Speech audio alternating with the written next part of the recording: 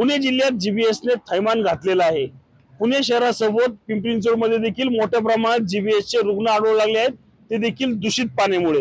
मात्र आपण पाहिलं तर त्या जीबीएसला चालना मिळण्यासाठी या ठिकाणी आपण पाहू शकतो की आळंदीमधील हीच वारकऱ्यांचे श्रद्धास्थान असलेली जी इंद्रायणी नदी आहे ती पुन्हा एकदा फेसाळलेली आपल्याला एकूणच पाहायला मिळत आहे। याच इंद्रायणी नदीचं पाणी जे आहे त्या आळंदीकर नागरिकांसाठी पिण्यासाठी फिल्टर करून वापरलं जातं। त्याच पाण्यामध्ये आपण पाहिलं तर आता मोठ्या प्रमाणात जे फेसाळले असल्याचं या ठिकाणी आपल्याला एकूणच पाहायला मिळत आहे। बर्फाने आच्छादलेला हा परिसर असल्यासारखं या ठिकाणी जाणवताना आपल्याला एकूणच पाहायला मिळतंय। आपण पाहिलं तर पिंपरी चिंचवडच्या लगत असलेल्या आळंदीमध्ये ही परिस्थिती आपल्याला पाहायला मिळते। काही आळंदीकर नागरिक आपल्या सोबत आहे, काय सांगशील? मोठ्या प्रमाणात अशी फेसाळलेली नदी वारंवार फेसाळती, आळंदीकर म्हणून काय वाटतंय तुला? जीबीएसचं संकट आता आवासून उभं आहे। जीबीएस सारखा घातक विषाणू आपण बघतोय की आज काही दिवसापूर्वी पिंपरी चिंचवड असेल किंवा पुणे हद्दीमध्ये थैमान माजवतोय। अनेक म्हणजे एवढा घातक हा विषाणू आहे।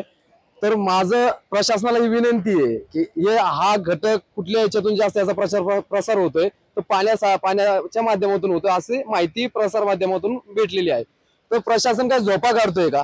एवढ्या मोठ्या प्रमाणात आज मागची 10 वर्ष झाली आपण इंद्रायणी नदीची ही परिस्थिती बघतोय।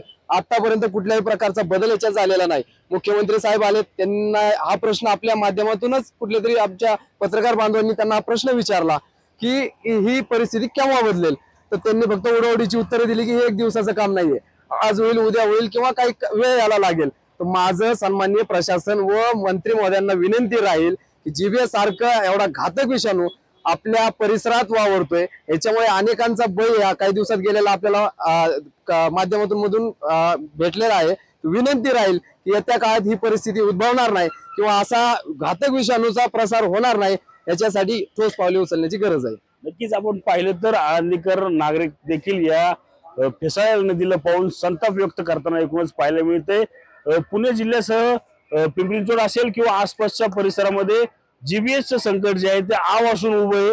त्याच पार्श्वभूमीवर आपण पाहिलं तर आळंदीतील हीच इंद्रायणी नदी जी आहे आता प्रदूषित झाल्यामुळे आळंदीकर नागरिक असतील किंवा वारकरी असतील यांचं आरोग्य मात्र या ठिकाणी धोक्यात आलेलं आपल्याला एकूणच पाहायला मिळत आहे।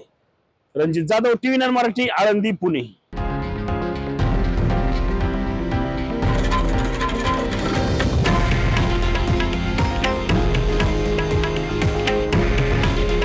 हे आहे देशातील नंबर 1 न्यूज नेटवर्क आणि आपण पाहत आहात TV9 मराठी।